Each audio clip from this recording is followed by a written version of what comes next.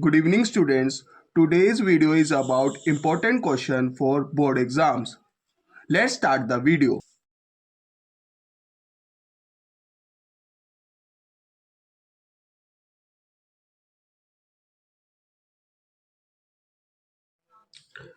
Let's do the first question.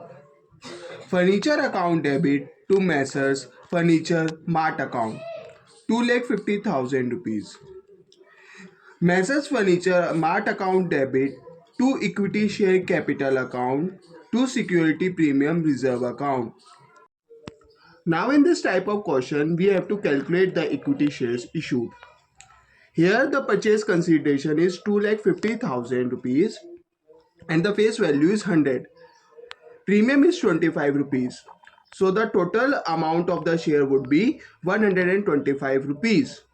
So 2,50,000 divided by 125 is equal to 2,000 shares. Now begin the second part.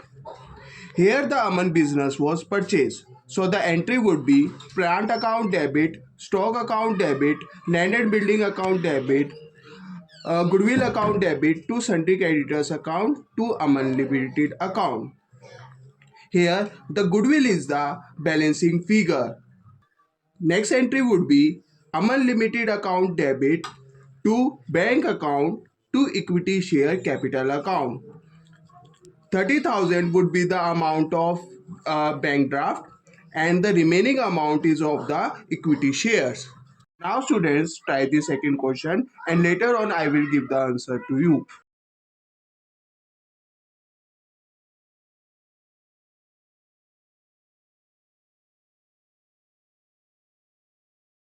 Now begin the second question. Here we would prepare revaluation account. In the credit side there would be a increase in inventory by 2000 rupees. In the debit side, provision for doubtful debts is increased by 1500 rupees. Creditors was increased by 500 rupees. There would be no profit on revaluation or loss on revaluation. Partners capital account. In the credit side, the balance of the capital would be shown. Here, the capital of A is 90,000 and B is 75,000. C brought cash of 50,000 and the premium of goodwill is to be distributed in the sacrificing ratio as 20,000 and 10,000. In the debit side, the balance is shown 1,10,000, 85,000 and 50,000. Now we can see the working note. C share is 1 by 4. So we have to find out the remaining share. In the above case, there is the remaining share of 3 by 4. A share would be 2 by 3, which is their old ratio, into 3 by 4, the remaining share, which is equal to 2 by 4. B share is equal to 1 by 4. New ratio would be A is to B is to C is equal to 2 is to 1 is to 1. Now we have to find out the sacrificing ratio. Here the sacrificing ratio is old ratio minus new ratio, which is equal to 2 by 3 minus 2 by 4, which is equal to 2 by 12, and B is equal to 1 by 3 minus 1 by 4, which is equal to 1 by 12. So in the partners capital account, premium for goodwill would be shown into 2 is to 1, that is 20,000 and 10,000. Now students, you should look at third question.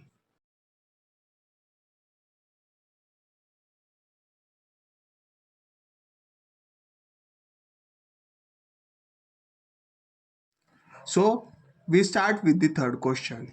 Here the net profit is 75,000 and we have to divide it as in the ratio 3 is to 2 is to 1. So the profit P would get is 37,500, Q 25,000 and R 12,500. As we guarantee that R would get 20,000 rupees, P and Q would give it at the ratio of 3 is to 2. P's account would be deducted by 4,500, Q's account would be deducted by 3,000 and R would get 7,500 rupees. For the next year, that is 31st March 2009, net profit was 80,000. So the divisible profit between them would be P 40,000, Q 26,667, and R 13,333. So R would get 6,667 more. So P would give 4,000 rupees to R, Q would give 2,667 rupees to R, and R would get 6,667 rupees.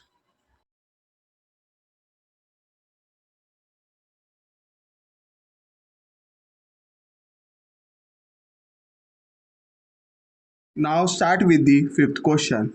Here we have to make a pro rata table.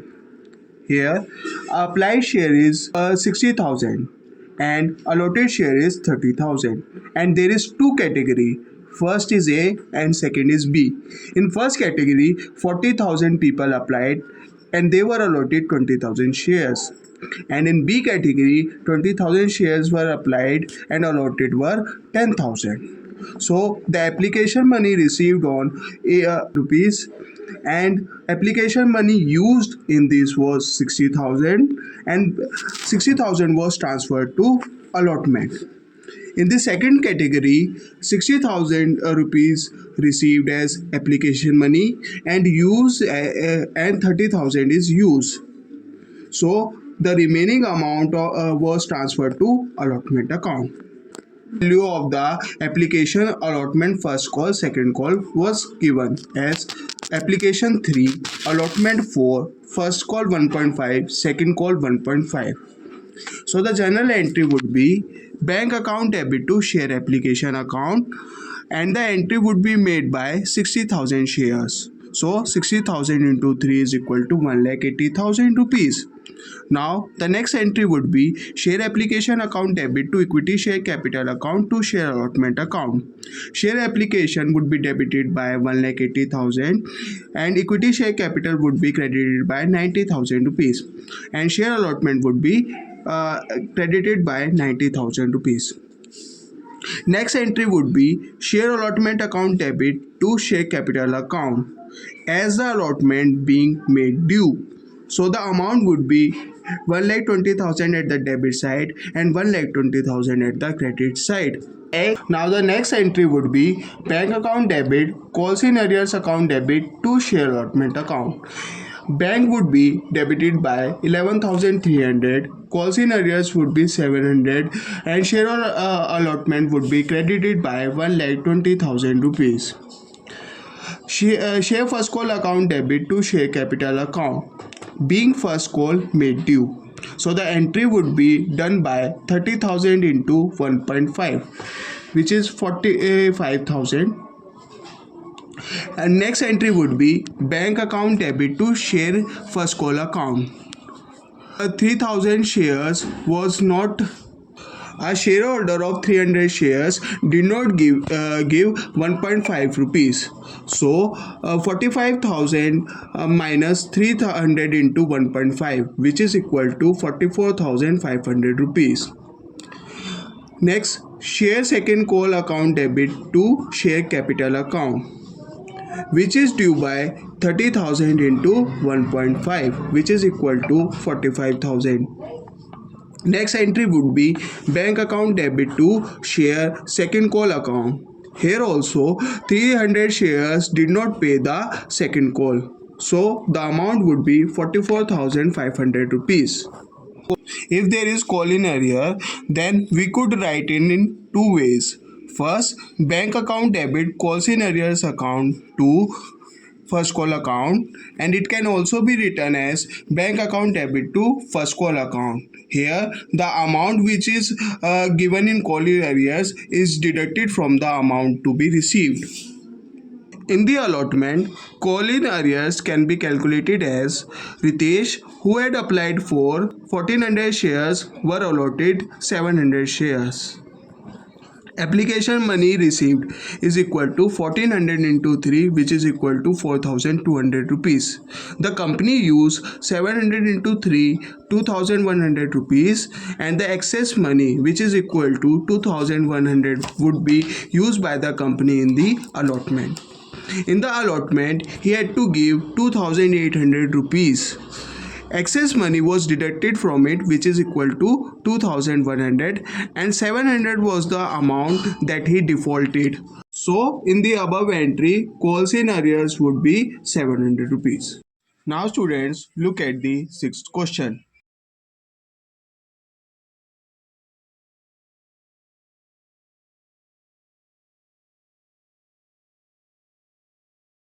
Now start the sixth question. Here we have made the forfeiture entry, which is equity share capital account debit to share forfeiture account to calls in arrears account. Here, the amount in equity share capital account is 140, in share forfeiture it is 100, and in call in arrears it is 40. Next entry is bank account debit, share forfeiture account debit to a share capital account, as 15 shares are reissued at 7 rupees. Here, the last entry would be share forfeiture account debit to capital reserve account, 60 rupees. Now, how do we calculate share forfeited account? Here, the share forfeited have 20 shares. So, amount received in forfeiture is 100 rupees.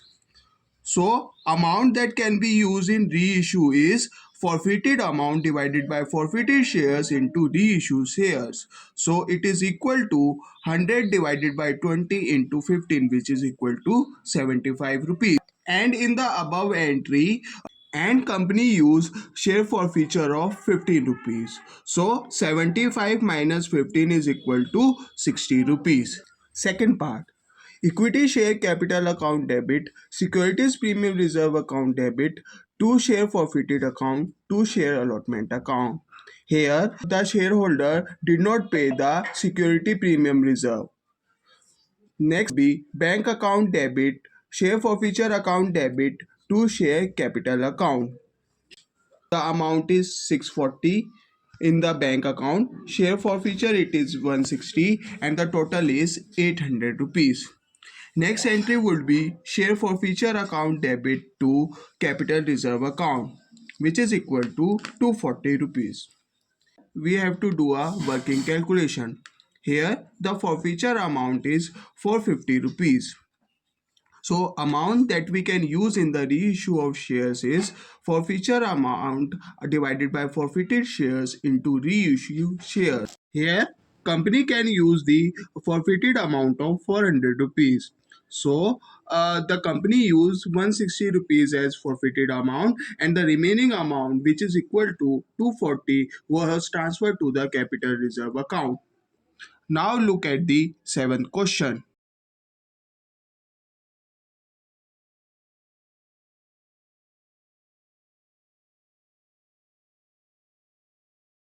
Now we will start the seventh question. Here, normal profit of the firm is equal to normal rate of return divided by 100 into capital employed. Here, capital employed is equal to assets minus external liabilities, which is equal to 10 lakh minus 1 lakh 80,000, which is equal to 8 lakh 20,000 rupees. So we have to find 10% of 8 lakh 20,000, which is equal to 82,000. Here, super profit is equal to average profit minus normal profit, which is equal to 1 lakh minus 82,000, which is equal to 18,000. Capitalization of super profit. Here, the super profit is 18,000, which we have to multiply by 100 divided by normal rate of return, which is equal to 1 lakh 80,000. So, goodwill here is 1 lakh 80,000. Second part, goodwill is equal to super profit into years of purchase. In the above, we have calculate the value of super profit, which is equal to 18,000, and the years of purchase is given in the question as 3. So we have to multiply the value and we will get 54,000 rupees. Now look at the eighth question.